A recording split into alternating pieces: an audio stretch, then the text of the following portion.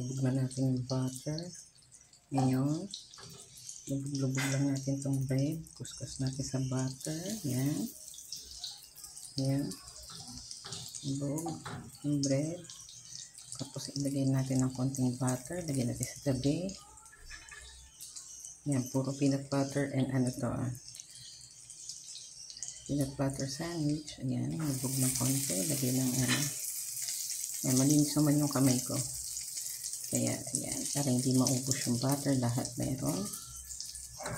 Unahin natin yung kay mother. Kikita nyo naman, di ba? Ayan, paborito ni mother to. Hindi natin yung mga malalaki.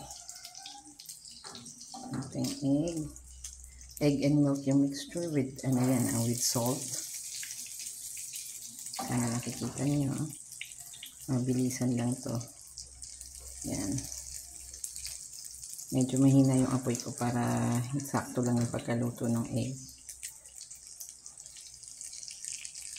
Diba? Ganun lang kabilis.